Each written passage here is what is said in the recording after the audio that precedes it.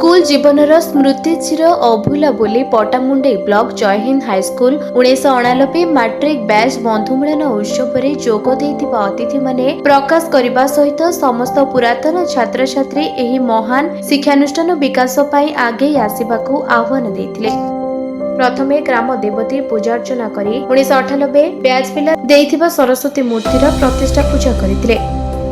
आज एही गुरु पूजक उत्सव में छात्र छात्री माने गुरु मानक पाद धोई बाण फुटाई सिंदूर चंदन लगाई पाछोटी आनिथिले। उत्तरीय और उपहार दे गुरु मानक संबर्धना करथिले।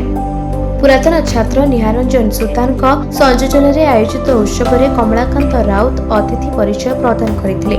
प्रथमे स्वर्गवासी होइतिबा शिक्षक 1989 बैच छात्रों पाई 2 मिनिट नीरव प्रार्थना करी श्रद्धांजलि देइतिले। पर सभा कार्य आरंभ होई गुरु शिक्षा मध्य पुराणा स्कूल दिनर स्मृति को आदान प्रदान करा जायतिला। गुरु शिक्षा परंपरा आज किपरि कलुषित चिंता प्रकट करने सहित और किपरि गोटे भल मनीष हेब गुरु माने परामर्श देवा सहित आशीर्वाद देइतिले। अन्यपटरे दीर्घ 36 वर्ष पर पिला दिनर सांग मानक पाखरे पाई समस्ते आत्महरा होई पड़िथिले। पुराणा दिन पुराणा स्मृति स्कूल रे से पुराणा कांथरे अतीत को साउटी पिला दिन खोजुथिले। स्कूल रा रंग बदलुछि बयस बढ़ी किंतु से गुरु शिक्षा परंपरा पूर्वपरि अछि।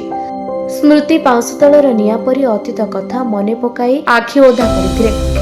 एही गुरु पूजन उत्सव में अन्य शिक्षकों मध्य शिक्षक रंजित राउत, शिक्षक केदार प्रधान, शिक्षक सुरेश नायक, शिक्षक भगवान राउत, वरिष्ठ खेल दुशासन जेना प्रमुख जोग दे तांका अभिज्ञता बांटिबा सहित बहुमूल्य उपदेश देइथिले। वर्तमान विद्यालयर प्रधान शिक्षक भास्कर चंद्र बेहेरा और अन्य शिक्षक माने उपस्थित रहिथिले। एही कार्यक्रम को सफल भावे आयोजन करथिले 1989 बैचर समस्त छात्र छात्री माने। आज जय हिंद परिसर में आमर एक ऐतिहासिक बंधु मिलन कार्यक्रम आयोजन करा जायछि। एही परिप्रेक्षी में मोर समस्त सहपाठी माने मिसी कार्यक्रमटी अति सुंदर भाव में परिचालना करुछंती। आम तरफरु आमे स्कूल परिसर में माँ सरस्वती मूर्ति स्थापन करिछु एवं पुरातन शिक्षक मानू डाकी आम पक्षे जहाँ संभव ससम्मान करिछु। सांगसाथी माने मिसी बहुत एंजॉय करुछु। समस्ते समस्ती सहित दीर्घ 36 वर्ष पर मिसिछु। धन्यवाद।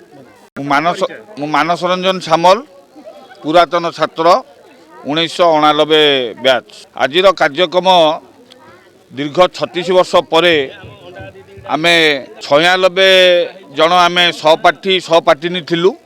तादरू आज उपस्थिति 50 रु ऊर्ध्व उपस्थिति आज अच्छी।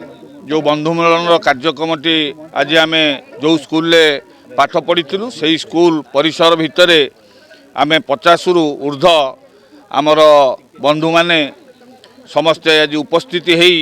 आज पुराणा स्मृति को आम माने समस्ते मने पकाइबा ये कार्यक्रम आयोजन करा जायथिला।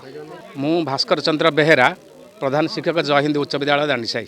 आज बंधु मिलन ऐतिहासिक ये स्कूलर स्वतंत्रता अच्छी एवं तार प्रत्येक छात्र छात्री स्वतंत्रता अच्छी।